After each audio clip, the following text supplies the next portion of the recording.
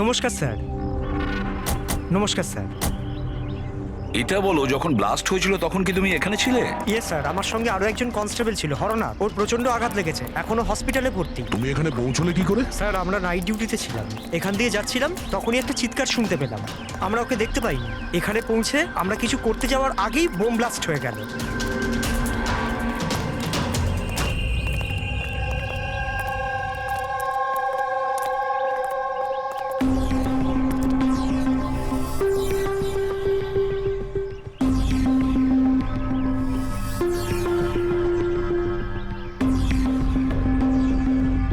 একটা কথা বলো আমায়, যখন তুমি এখানে এসেছিলে তখন তুমি এখান থেকে কাউকে যেতে দেখেছিলে বা পালাতে দেখেছিলে? হ্যাঁ স্যার, আমি ওকে তাড়াও করেছিলাম, কিন্তু ও পালিয়ে গেল। ও আমার আগেই ছিল, কিন্তু জানি না কেমন করে অদৃশ্য হয়ে গেল। আর এখানে হরনাথের অবস্থা ভালো ছিল না, তাই আমি ওর কাছে ফিরে এলাম। ঠিক করেছো তুমি, গুড ওয়ার্ক।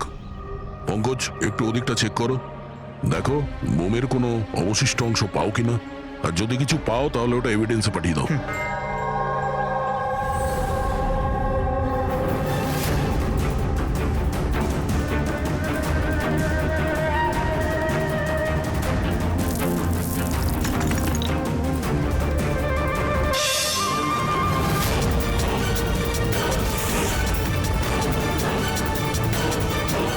স্যার,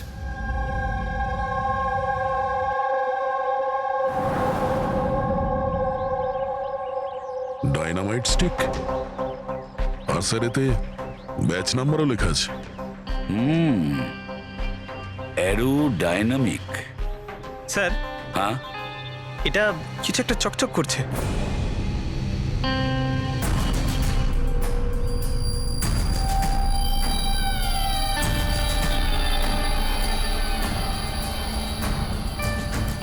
দেখি একটু।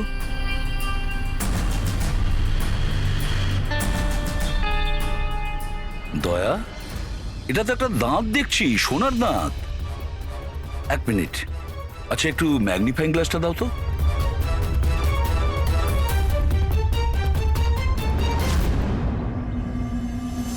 দয়া, দেখো এতে কিছু লেখা আছে। হ্যাঁ স্যার, NK লেখা আছে। এনকে? আচ্ছা, এটা মরে যাওয়া লোকটার নামের ইনিশিয়াল নয় তো? হতেই পারে দয়া।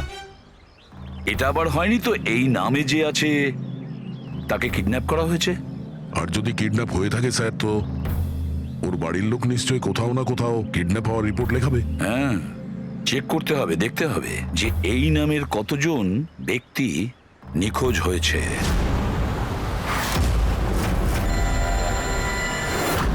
Yes sir.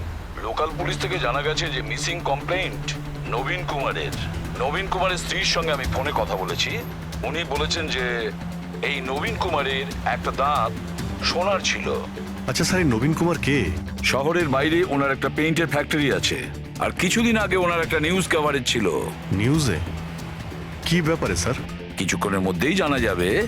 আচ্ছা দেখো, এই নবীনের বাড়ির ঠিকানা আমি তোমাকে পাঠিয়েছি, আর তাছাড়া ওনার স্ত্রীকেও এই বিষয়ে আমি জানিয়েছি। আর যদি আমার ধারণা ঠিক হয়ে থাকে তাহলে অভিজিৎ, নিশ্চয়ই মিডিয়ার লোক ওখানে তোমার আগে পৌঁছে যাবে। অনেক ঝামেলা আছে, সামলে নিও। ঠিক আছে, আমরা দেখে নিচ্ছি। ইয়া, হ্যাঁ, নবীন কুমারের বাড়ি যেতে হবে। স্যার অ্যাড্রেস পাঠাচ্ছেন। নবীন কুমার মুর্দাবাদ! নবীন কুমার মুর্দাবাদ! নবীন কুমার মুর্দাবাদ! নবীন কুমার মুর্দাবাদ! নবীন কুমার মুর্দাবাদ! নবীন কুমার মুর্দাবাদ! নবীন কুমার মুর্দাবাদ! নবীন কুমার স্যার স্যার স্যার, আপনি কি নবীন কুমারকে পরে, পরে। দেখেছেন স্যার? পরে বলছি। স্যার, CID পরে আপনারা আমাদেরকে কাজ করতে দিন, ম্যাম, প্লিজ। কিছু তো বলুন ম্যাম। আপনারা দেখি সরে যান, নিচ্ছেন। যেতে দিন দেখি। সরে যান, সরে যান বলছি। দেখুন, এইসব কিছু বন্ধ করুন আপনারা। দাঁড়ান। নাটক? স্যার, নাটক তো নবীন কুমার রচিয়ে রেখেছে আমাদের এই শহরে। স্যার, ওরা সবাই নবীন কুমার মারা গেছেন। He is no more. এই লোকটা মেরেছে আমার স্বামীকে। খুনি এরা সবাই। এবার বলবে নাকি জেলে ঢুকিয়ে দেবো? বলো, কেন করছো এইসব? স্যার, আমরা মারিনি স্যার।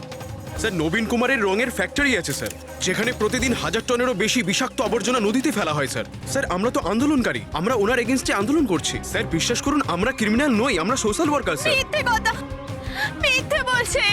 হুমকি দিয়ে রেখেছিল এই আমার স্বামীকে, রোজ রোজ হুমকি দিত। না স্যার, আমি কোনো ধমকি দিতাম না, সে তো কোনো অন্য লোক স্যার। কারা? কাদের কথা বলছো? স্যার ওরা সেই সব লোকগুলোই যারা সোশ্যাল সার্ভিসের নামে খারাপ কাজ করে, ল ইন অর্ডারের মিসইউজ করে স্যার। স্যার আমি আর আমাদের প্রোটেস্টার্স আমাদের মধ্যে কেউ নয় স্যার। কি ধরনের হুমকি আসতো আপনার স্বামীর কাছে? কি হয়েছিল? এ নাও চা। আরে বাহ, গরম গরম চা। আচ্ছা ওই এনজিওটার কি হলো? ওই এনজিও তো বিরক্ত করে মারছে, ফ্যাক্টরিতে ওয়ার্কার্সদের কাজ করতে দিচ্ছে না। এখন তো জল অনেক দূর করেই গেছে, মনে হচ্ছে পুলিশকে ডাকতে হবে। শোনো, বাহ নবীন বাবু, আপনাদের মতো সৎ লোক আবার পুলিশদের কাছে যাচ্ছে নাকি? তুমি ভেতরে কি করে এলে? আপনাকে মনে করাতে এসেছি যে আপনি যেটা করছেন সেটা ভুল করছেন। এখনো সময় আছে, শুধরে যান। শাট আপ, বেশি তর্ক করো না, এখন এই ঘর থেকে বেরিয়ে যাও। I said get out. আর কোথায় কোথায় ঢুকতে দেবেন না, আর কাকে কাকে আটকাবেন। আমাদের মতো লোক আপনাদের মতো লোককে ভয় পায় না, বুঝতে পেরেছেন? আর কেন জানেন? কারণ আমরা আপনাদের মতো খারাপ কাজ করি না। আজ তো আমি আপনার ঘরে ঢুকেছি। যদি আপনি আপনার স্বার্থের জন্য অসহায় মানুষদের জীবন নিয়ে খেলা যদি বন্ধ না করেন, তাহলে আপনার ফ্যাক্টরিতেও ঢুকবো। তোমাদের মতো গুন্ডাদেরকে না আমি সিধে করতে পারি, আর এই ফালতু ধমকিগুলো না অন্য কাউকে গিয়ে দেবে। আমার যা করার আমি তাই করব, আর তোমার যা করার করে নাও। আমি ধমকি দিচ্ছি না, বোঝাচ্ছি। যদি এই উল্টোপাল্টা কাজ বন্ধ না করেন, তাহলে আপনার ফ্যাক্টরি তো আমি বন্ধ করিয়েই ছাড়ব। তুই আমার ফ্যাক্টরি বন্ধ করবি? হ্যাঁ, ফ্যাক্টরি বন্ধ করবি তুই আমার? শোনো, শোনো প্লিজ, প্লিজ তুমি শান্ত হও। আর আপনি ওকে বিরক্ত করা বন্ধ করুন। আপনি যান এখান থেকে প্লিজ। প্লিজ বলছো তুমি একে? হ্যাঁ, আমি তোকে লাথি মেরে বার করে দেবো। চল। এটা কোত্থেকে আওয়াজ এলো?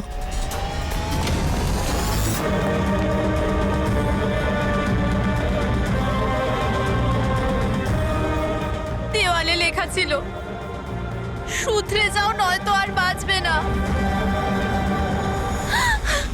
আর শেষ পর্যন্ত মেরে ফেললো এরা নবীনকে।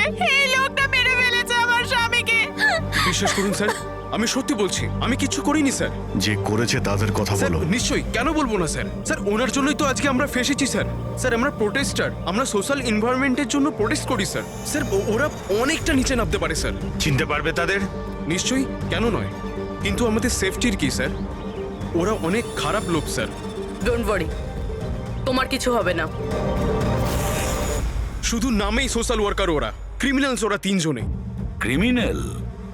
আর এটা তুমি কি করে জানলে? আমি কি, এটা সবাই জানে যে ওদের উপর কতগুলো কেস চলছে।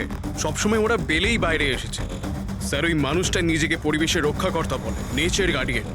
স্যার সবার প্রথমে ওই দিন কর। নবীনের মতো লোকের সব জায়গায় শত্রুই থাকবে স্যার। ওই বলে না স্যার, যেমন কর্ম তেমন ফল।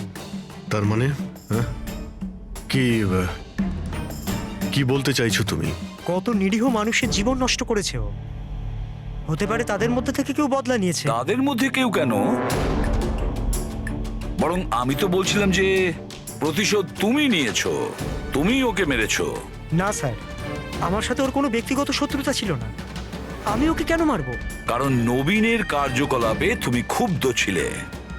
কেন? স্যার যদি আমায় এরম কিছু করতেই হতো তাহলে আমি অনেক আগেই করে ফেলতাম। নবীন না জানি কত বছর ধরে আমাদের পরিবেশ দূষিত করছিল। তোমরা নিশ্চয়ই খুব আনন্দ পেয়েছো মিস্টার নবীন মারা গেছে শুনে। অন্য কেউ তোমাদের কাজ করে দিয়েছে কি? না স্যার, আমার ওর প্রতি কোনো মায়া ছিল না, কিন্তু আমি ওকে মারিনি। আমরা কি করে বুঝবো যে তুমি সত্যি বলছো? স্যার যে সময়ের কথা আপনি বলছেন, ওই সময় আমি ইউনিভার্সিটিতে লেকচার দিচ্ছিলাম। আপনি চাইলে ওই প্রফেসর দেশাইয়ের সঙ্গে কথা বলতে পারেন। ওই সময় আমি ওখানেই ছিলাম। স্যার পল্লবী, ওকে প্রায় দিনই দেখা যায় নিউজে কারুর না কারুর সাথে ঝগড়া করতে। স্যার সোশ্যাল ওয়ার্কের ফিল্ডে আপনি যে কোনো কাউকে জিজ্ঞাসা করুন ওর ব্যাপারে, সবাই জানে যে ও কিরকম, ও নিজের টিম দিয়ে কিরকম উল্টোপাল্টা কাজ করায়। হ্যাঁ তো আমি ট্রেড অ্যাকাউন্ট করি, সোজাভাবে বললে লোকে বুঝতে পারে কই।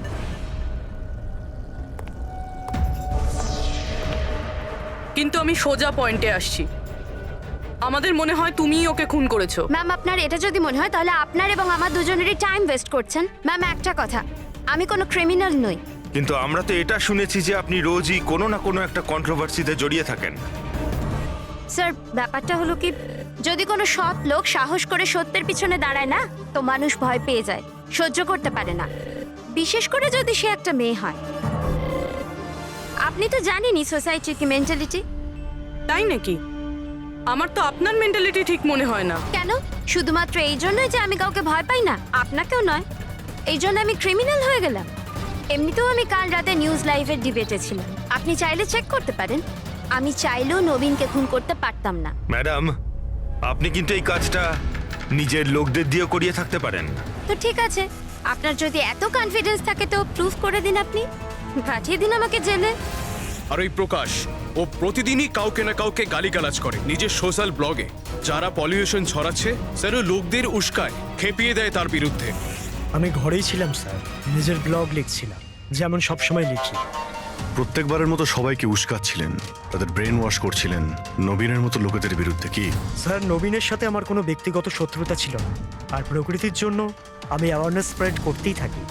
ব্যক্তিগত শত্রুতা না থাকলে তোমার সবকটা ব্লগে নবীনের নাম কেন থাকে? তাও টপ 4-5 জনের মধ্যে। কালকেও যে ব্লগটা লিখেছিলে সেখানেও নবীনের নাম ছিল না? হ্যাঁ স্যার, নবীনের নাম ছিল ওখানে। আর এই কথাটা আমি লুকোবই বা কেন? ও খারাপ লোক ছিল, কিন্তু এর মানে তো এটা নয় যে আমি ওকে খুন করে দেবো। কেন? কেন মারবে না? এরকম লোকেদের তো তুমি ভীষণ ঘৃণা করো, তাই না? তোমার মনে হচ্ছে তোমার পরিশ্রম বিফলে চলে যাচ্ছে, আর তারপরে নবীনকে এত বোঝানোর পরেও নবীন পরিবেশ দূষিত করে দিচ্ছিল, আর সেই জন্য তুমি রেগে যাও আর তারপরে নবীনকে শেষ করে দাও। আমি একজন রেসপন্সিবল সিটিজেন স্যার, কোনো ক্রিমিনাল নয় স্যার। আমার কাজ এটাই, আমার ব্লগের মাধ্যমে ঠিক আর ভুলের তফাৎ বোঝানো, কারোর ক্ষতি করা নয়। স্যার, ইন্টারোগেশনে তো কেউই কোনো ভয় পায়নি। হ্যাঁ, কোনো ভয় পায়নি ঠিকই। এই 3 জনের উপর কড়া নজর রাখতে হবে। কেন স্যার? ফেডরিক, ভয় একটা অদ্ভুত জিনিস। যদি ওই 3 জনের মধ্যে কেউ খুন করে থাকে, তাহলে সে ভয় পেয়ে কিছু না কিছু গন্ডগোল করবেই, কোনো না কোনো ভুল সে নিশ্চয়ই করবে।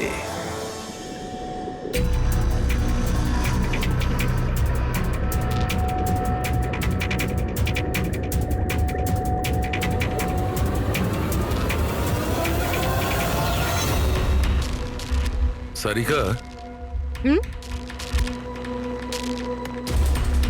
দেখো এটার উপর কোনো ফিঙ্গারপ্রিন্ট আছে কিনা চেক করো।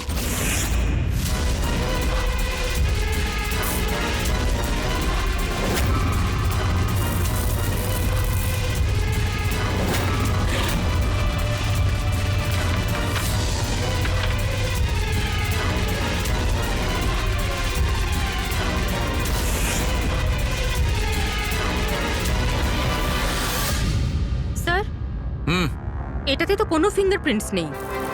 কোনো ফিঙ্গারপ্রিন্ট নেই? Are you sure? 100% স্যার, কোনো ফিঙ্গারপ্রিন্টস নেই, কিন্তু কিছু পার্টিকলস পেয়েছি।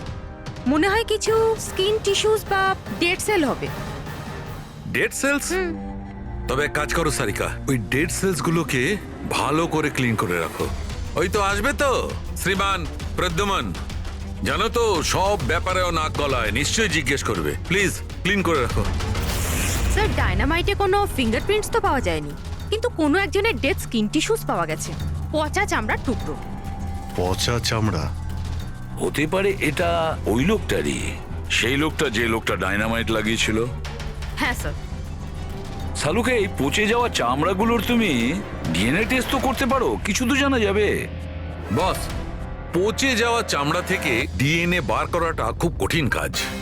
তোমাকে একটা কথা খুব জোর দিয়ে বলতে পারি, যে লোকটি এই ডায়নামাইটটাকে শেষবার ধরেছে ওর স্কিন ডিজিজ আছে, চামড়ার অসুখ, আর সেটাও খুব গুরুতর। এমনিতে দেখে কিছু বোঝা নাও যেতে পারে, কিন্তু বস এই অসুখটা ওকে ভেতর থেকে শেষ করে দিচ্ছে।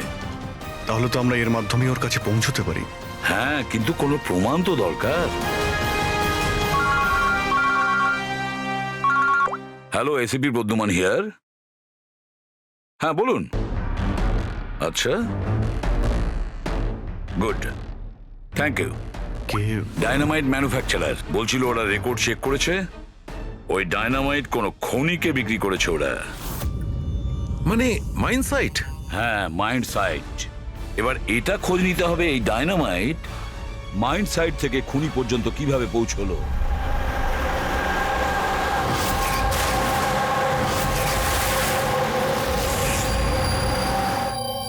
একটা ডাইনামাইট ওইদিকে লাগাও, ঠিক আছে? আর আরেকটা 50 মিটার দূরে ওইখানে লাগাও। হ্যাঁ স্যার।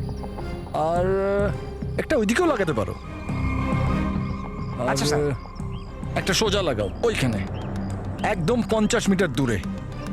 আর এই 6 সেকেন্ড পরে ব্লাস্টগুলো হবে, ঠিক আছে স্যার। ওকে? আর কোথায় লাগানো যায়? ওইখানে মাঝখানে ফিট করা যাবে কি? এক্সকিউজ মি, আপনার নাম বিনীত? ইয়েস। আপনারা কারা? আপনি এই সাইটের ম্যানেজার? কিন্তু ব্যাপারটা কি বলুন তো? দেখুন বিনীত বাবু, যখন ম্যানুফ্যাকচারিং কোম্পানি থেকে ডায়নামাইট আপনাদের এখানে আসে, মানে এই সাইটে মাইন্ড সাইটে, সেটার ইনচার্জ তো আপনিই হবেন, তাই না? ইনচার্জ তো আমি, কিন্তু কনসাইনমেন্টের পরে অপারেটর টিমও কিন্তু এটা হ্যান্ডেল করে। আমি এটা একা সামলাই না। আমরা জিজ্ঞেস করেছি আপনাকে যে ডায়নামাইট কে সামলায়। একটু এই ডায়নামাইট স্টিকটাকে দেখুন। আচ্ছা, ব্যাচ নাম্বার দেখে আপনি কি বলতে পারেন এই লটের বাকি ডায়নামাইট স্টিকগুলো কোথায় আছে? স্যার, এটা লাস্ট কনসেলমেন্টের মনে হচ্ছে, এখনো ব্যবহার হয়নি, গুদামে পড়ে আছে। চলো দেখাও। বিনীত, যখন ডায়নামাইটের কনসাইনমেন্ট এখানে আসে সেটাকে চেক তুমিই নিশ্চয়ই করো, তুমি তো ইনচার্জ, তাই না? হ্যাঁ হ্যাঁ হ্যাঁ, অফকোর্স স্যার। আচ্ছা, আপনার এই ব্যাচের কনসাইনমেন্ট নিয়ে কোনো গন্ডগোল মনে হচ্ছে? গন্ডগোল? না না, নর্মালি তো ছিল, যেরকম হয় আর কি। কিন্তু আপনি এটা জিজ্ঞেস করছেন কেন? নর্মাল আছে তো, যেমনটা থাকে। প্রতিটা বক্সে 10টা করে লেখা আছে স্যার। এটা খুলে দেখো তো কতগুলো আছে, গোনো।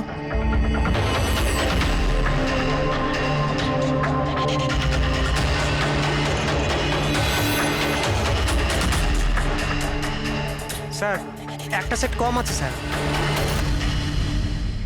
আচ্ছা, এই ব্যাপারটা কি সেটা কি তুমি এখানেই বলবে, না একটু খাতির টাতির করার পরে মুখ খুলবে? স্যার বলছি, আমি সবসময় এই সেটগুলো জেলেদের বিক্রি করে দিতাম বম ফিশিং এর জন্য। মানে ইল্লিগাল ভাবে ব্যবহার করো এটাকে। আর এটার থেকে 6টা সেট আমি ওদেরকে বিক্রি করেছি। যাকে বিক্রি করেছো তাকে চেনো নিশ্চয়ই? স্যার, ও আমার রেগুলার কাস্টমার ছিল না, ও প্রথমবার এসেছিল। আর আমি ওর মুখটাও ভালো করে দেখিনি, কিন্তু স্যার ওর হাতের চামড়াগুলো অদ্ভুত রকমের হয়ে গেছিল, বোধহয় ও অসুস্থ ছিল। এর মধ্যে কাউকে চেনো?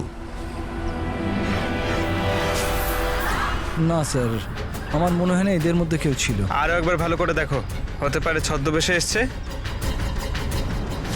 না স্যার, এদের মধ্যে কেউ নাই। ঠিক আছে, হয়তো আবার দ্বিতীয়বার দেখা হবে। স্যার, আমার মনে হচ্ছে যে আমাদের ওই লোকেদের লিস্ট বানাতে হবে যাদের এই ধরনের রোগ আছে। জানি ব্যাপারটা খুব মুশকিলের, কিন্তু ট্রাই তো করা যেতে পারে। না না, ট্রাই তো করতেই হবে দয়া। প্রত্যেকটা বড় বড় হসপিটাল আর ছোটখাটো নার্সিং হোম এবং ক্লিনিকগুলোতে গিয়েও খোঁজ নাও এরকম রোগের পেশেন্টের ব্যাপারে। হতে পারে আমাদের ভাগ্য যদি ভালো থাকে কিছু প্রমাণ আমরা পেয়ে যাব। Sir, let's go.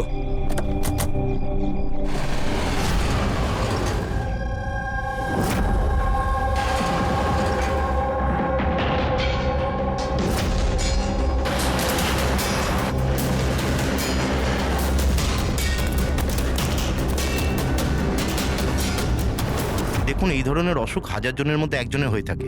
বলতে পারেন এই ধরনের পেশেন্টের লিস্ট অনেক বড়। অনেক পেশেন্ট জানতেও পারে, কিন্তু এর চিকিৎসা করায় না। এদের খোঁজা তো খুব মুশকিল। জানি, কিন্তু তবুও আমরা চেষ্টা করতে চাই। এই লোকটাকে পাওয়া আমাদের কাছে ভীষণ প্রয়োজন। দেখুন, আমি বুঝতে পারছি, কিন্তু এনভায়রনমেন্টাল ইনফেকশন কন্টিজিয়াস ডিজিজ, যেটা একটা মানুষের থেকে অন্য মানুষের মধ্যে ছড়িয়ে পড়ে, আর এটাকে সামলানো তো। এক মিনিট, কি বললেন আপনি? Environmental infection? হ্যাঁ, মানে আমাদের চারপাশের পরিবেশে হতে পারে এমন ইনফেকশন হাওয়া বা জল থেকে চারিদিকে ছড়িয়ে পড়ে। চলুন, আমি আপনাকে একটা পেশেন্ট দেখাবো। ছাড়ো আমাকে! কেন মারতে চাও আমাকে? ছেড়ে দাও আমাকে, যেতে দাও প্লিজ। দেখো, আমাকে যেতে দাও sir, please help me sir, help please help sir.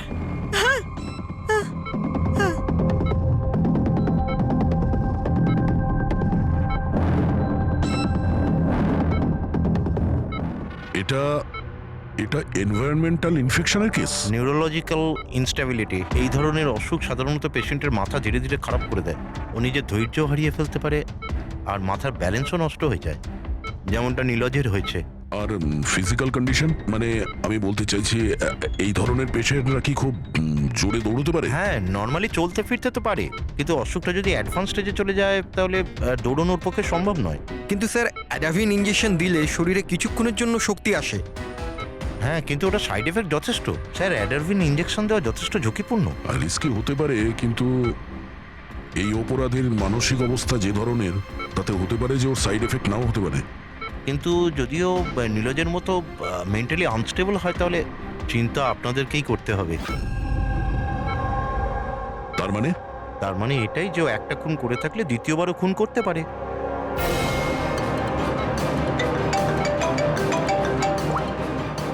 হ্যাঁ স্যার। কি প্রকাশ পঙ্কজকে ফাঁকি দিয়ে পালিয়ে গেছে? ও নো, ঠিক আছে, আমি দেখছি। হতে পারে এই প্রকাশ ভয় পেয়ে পালিয়ে গেছে, না হলে দ্বিতীয় মার্ডারের পরিকল্পনা করছে।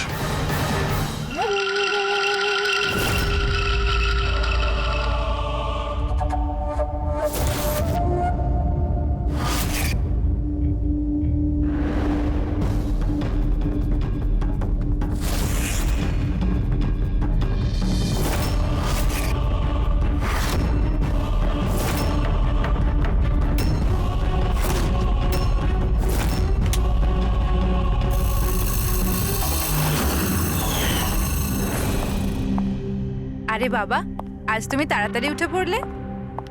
Good morning. এই রইলো তোমার চা, তাড়াতাড়ি খেয়ে নাও, নাহলে ঠান্ডা হয়ে যাবে।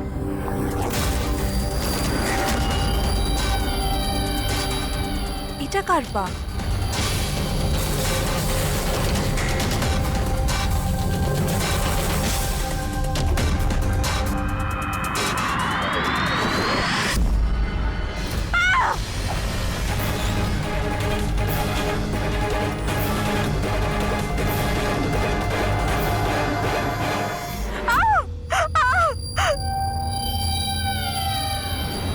স্যার, আরও একটা মার্ডার। ওই ডক্টর ঠিকই বলেছিলেন, ওই খুনির মাথা খারাপ হয়ে গেছে, ওর মানসিক অবস্থা ঠিক নেই। স্যার, মনে হচ্ছে খুন করার একটা প্যাটার্ন বানিয়ে ফেলছে এই খুনি।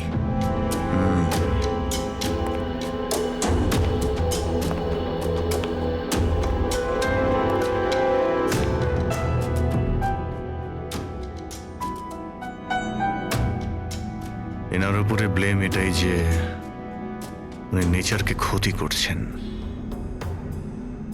ইলিগাল ডিফরেস্টেশন, জমি হাতানোর জন্য ইলিগালি গাছ কেটে ফেলা।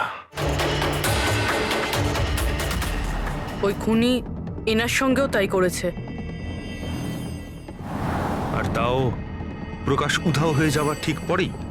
ওয়েপেন কি ব্যবহার করেছে? 100% চেইন স, না হলে হাড়ের সঙ্গে মাংসকে এইভাবে কেটে বডিটাকে দু টুকরো করা এত সহজ নয়। স্যার, যদি চেনস ব্যবহার করেই থাকে তাহলে আওয়াজ নিশ্চয়ই হয়েছিল। বাড়িতে কেউ না কেউ তো শুনবে। রাতে কে কে ছিল? আমার হাজবেন্ড তো কাজের জন্য বাইরে থাকে, বাড়িতে শুধু আমি, বাবা আর আমাদের চাকর ছিল। আপনি কোনো আওয়াজ শুনেছিলেন? না, কোনো আওয়াজ শুনতে পাইনি। রামানন্দবাবুর কারোর সাথে শত্রুতা বা কেউ কোনোদিন হুমকি দিয়েছিলেন ওনাকে? হ্যাঁ, কিছু সপ্তাহ আগে কিছু অদ্ভুত হয়েছিল। বাবাকে কেউ ধমকাচ্ছিল, আর বাড়ির বাইরে দেওয়ালে কেউ কিছু লিখে দিয়েছিল যে শুধরে যাও, না হলে তোমার সাথে ওরকমই হবে যেটা তুমি গাছের সাথে করো। স্যার এক্স্যাক্টলি যেরকম নবীনের কেসে হয়েছিল। স্যার একটা কথা কিছুতে মাথায় ঢুকছে না, খুনি কারোর বাড়িতে ঢুকে এরকম নৃশংসভাবে কাউকে খুন করে বাড়ি থেকে বেরিয়ে যায়, আর কেউ কিছু শুনলো না, কেউ দেখলোও না। কিভাবে? আজ এনাদের অজ্ঞান করে দেওয়া হয়েছিল। দেখুন, আমার সন্দেহ হচ্ছে যে আপনাদের অজ্ঞান করা হয়েছিল খাবারের মধ্যে কিছু মিশিয়ে, সেই জন্যে আপনারা কিছু শুনতে পাননি। অজ্ঞান? হ্যাঁ, কিভাবে সেটা জানি না, কিন্তু সেটা জানার জন্য আমাদের এখানে যত জিনিস আছে সেগুলো ফরেন্সিক ল্যাবে পাঠাতে হবে।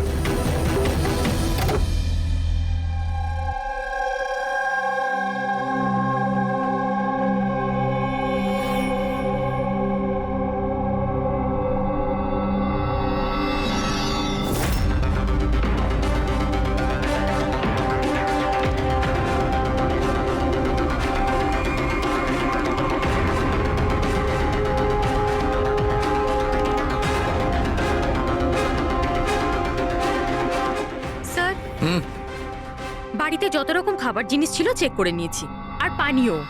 কিছুতেই ঘুমের ওষুধ পাইনি। No sedatives. পেলে না? আরো শিওর? অ্যাবসলিউটলি। কিন্তু সারিকা, সবাই তো অজ্ঞান ছিল, তার মানে কোনো মাদক দ্রব্য নিশ্চয়ই থাকবে যার জন্য ওরা অজ্ঞান হয়ে গেছিল। খাবার জিনিসে, পানীয়তে, কিছুতে তো থাকা উচিত। কিসের মধ্যে ছিল?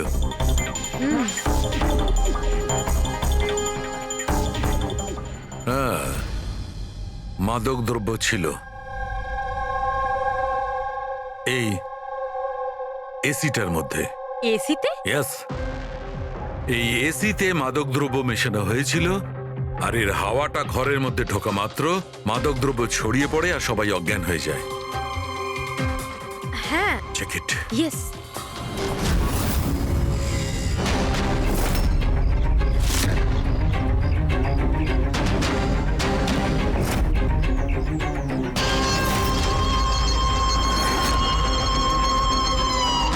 দেখো সালুখে, তুমি আন্দাজে ঢিল মারছো না তো? এটা কি করে হতে পারে? এরকমই হয়েছে বস। এসিতেই মাদকদ্রব্য ছিল। আমি ওই এসিটার ব্লোয়ারে, ফিল্টারে, সব জায়গায় সেনেটিভ পেয়েছি, আর সেটাও খুব হাই ডোজে। মাই গড, এটা কি করে হতে পারে? বস, এসিতে সেনেটিভ ছিল, মাদকদ্রব্য ঘরের মধ্যে ছড়িয়ে যায় আর সবাই অজ্ঞান হয়ে যায়। খুনি আসে আর বিনা বাধায় ওকে খুন করে, ও চলে যায়। কেউ কিচ্ছু শুনতে পায়নি। আচ্ছা ঠিক আছে। সালুকে ফোন করেছিল, বলছিল রামানন্দর বাড়িতে যে এসি মেশিনটা ছিল সেটাতে বিষাক্ত গ্যাস ভরা ছিল, অ্যানেস্থেটিক গ্যাস।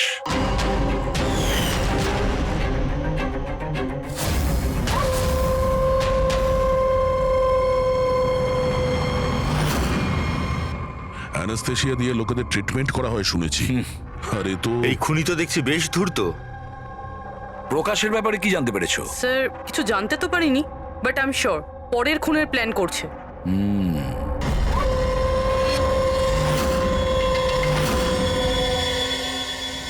কিন্তু খুনি যদি অসুস্থ হয় তাহলে প্রকাশ তো ভালোই দৌড়িয়েছিল। স্যার এমনটাও তো হতে পারে যে অন্য কাউকে দিয়ে এই খুনটা করিয়েছে। তাহলে ও পালিয়ে গেল কেন? এই শব্দটা কিসের? চলো তো।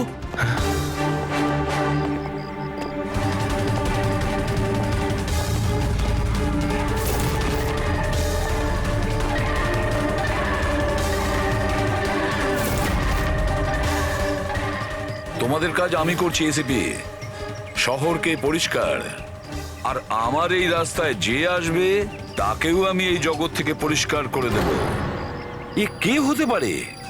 স্যার মনে হয় খুনি জানতে পেরে গেছে আমরা ওর পিছনে আছি, ওই জন্য পাগল হয়ে গেছে। এই, দাঁড়াও, ধরো ওকে।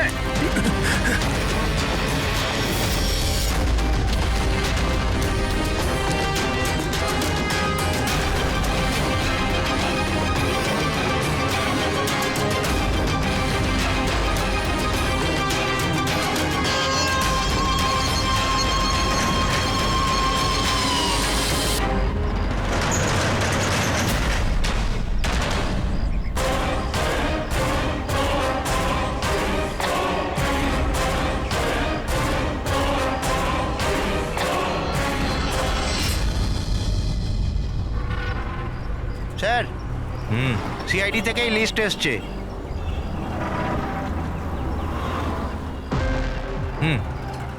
এরা তো ওই লোকগুলি যাদের নয়েজ পলিউশনের ধমকি দেওয়া হয়েছে। সখারাম, হ্যাঁ? ওই ক্লাবের মালিককে মনে আছে? আরে যাকে কদিন আগে ধমকি দেওয়া হয়েছিল। কে স্যার? ও বীর।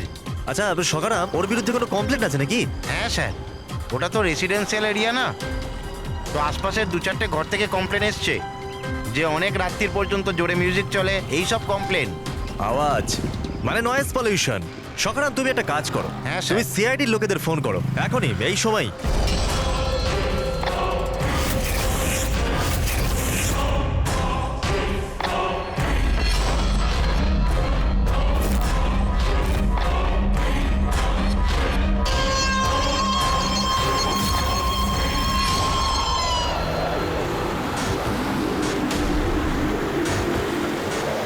তাড়াতাড়ি করো অভিজিৎ, তাড়াতাড়ি। স্যার আমরা অন দ্য ওয়ে। ও নাইট ক্লাবের মালিক, ওর নাম বীর।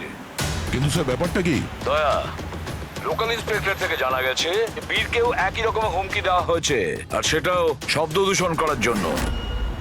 সরি স্যার, কিন্তু নয়েজ পলিউশন এটা একটু বেশি হয়ে গেল না? রবি, ওর মানসিক অবস্থা ঠিক নেই, এই খুনি যা খুশি করতে পারে। ডোন্ট ওয়ারি স্যার, ওই খুনি যদি ওখানে থাকে তাহলে এবারে আর আমাদের হাত থেকে বাঁচবে না স্যার। এই প্রকাশ কিন্তু এখনো নিখোঁজ, আর বীরের প্রাণ সংশয় রয়েছে। যে করেই হোক ওকে সুস্থ আর নিরাপদে আমাদের এখানে নিয়ে এসো।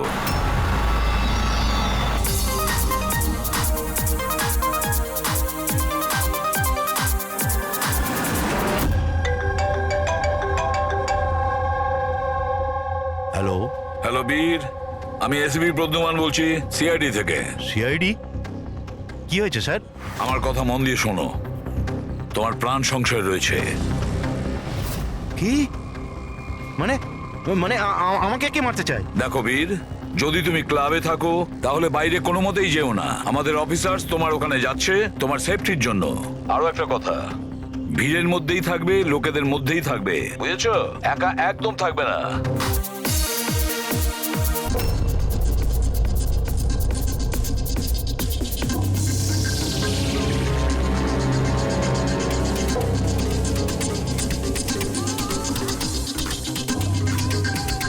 দেখো, আমি আমার কেবিনে যাচ্ছি, ঠিক আছে? আর কাউকে ভেতরে আসতে দেবে না, বুঝেছো? কাউকেই ভেতরে আসতে দেবে না।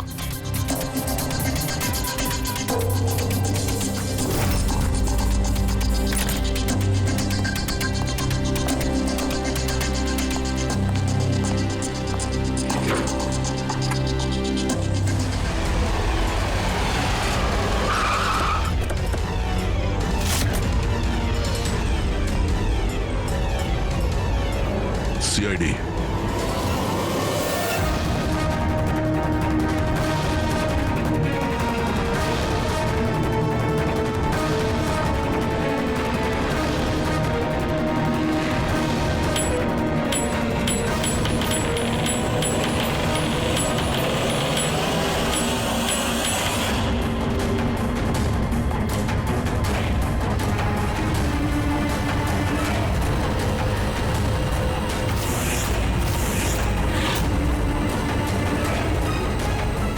এ ভাই শোনো, এদিকে এসো।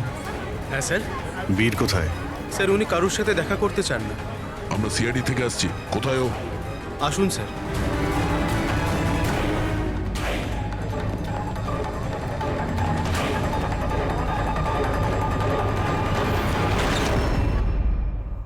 এই এই এই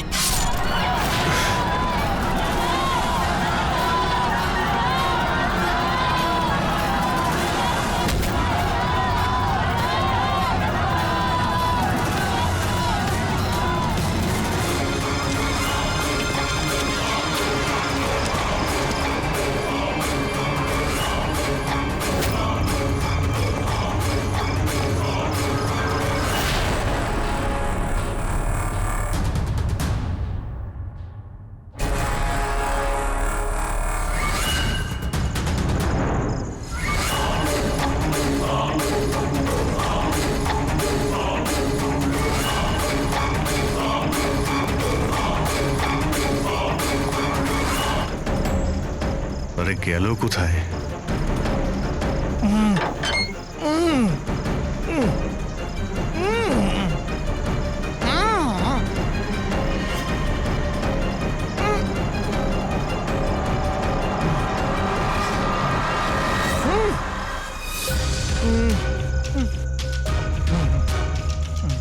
এই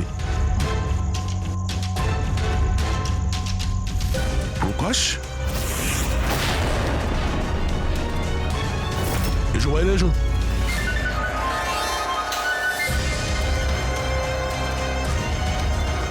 তুমি এখানে কি করছিলে? হ্যাঁ, আমাদের হাত থেকে বাঁচার জন্য কি এইসব করছিলে? না অভিজিৎ, মনে তো হচ্ছে না। এর হাত পা বাঁধা ছিল, মনে হচ্ছে কেউ হাত পা বেঁধে ওকে এখানে ফেলে দিয়েছে। রবি, এসপি স্যারকে ফোন করে বলো যে প্রকাশকে পাওয়া গেছে, আর ওর একটু ফার্স্ট এড করে দাও। স্যার যাও। চলুন। বুঝতে পারছি না প্রত্যেকবারও পালিয়ে যাচ্ছে কি করে। ও কোথায় লুকিয়ে পড়ছে? হয় ও আকাশে উড়ে গেছে, না হলে মাটিতে ঢুকে গেছে।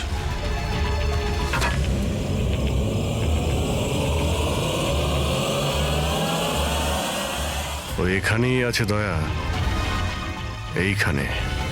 কি? এইখানে।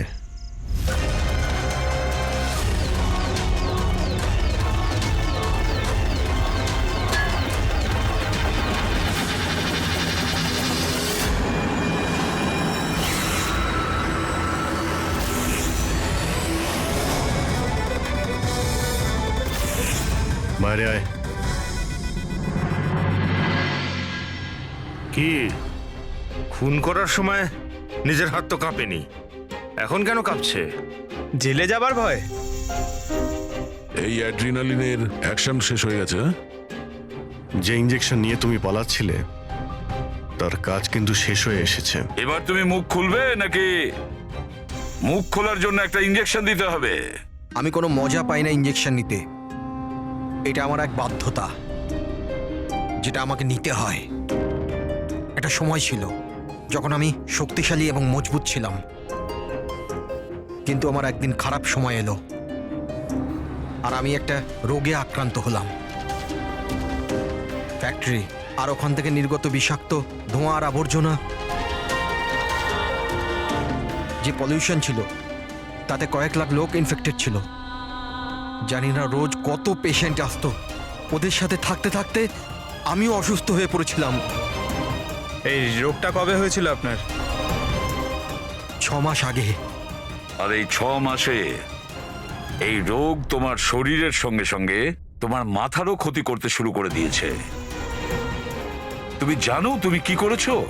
হ্যাঁ, আমি কারোর কোনো ক্ষতি করিনি, ক্ষতি করেছে ওরা। হাওয়া, জল সবেতে বিষ মিশিয়ে দিয়েছিল। ব্যাস, তখনই আমি ঠিক করেছিলাম যে লোকেরা আমার এই অবস্থা করেছে তাদের আমি ছাড়বো না। আমি বদলা নিয়েই ছাড়বো। আর সেই কারণে তুমি বিএমসিতে চাকরি নিয়েছিলে, যাতে এই শহরের পুরো ড্রেনেজের নকশাটা তুমি জানতে পারো। তারা সুযোগ নিয়ে তুমি ওখান থেকে পালিয়ে যেতে, আর আমাদের মনে হতো যে কোথায় তুমি হঠাৎ করে অদৃশ্য হয়ে গেলে।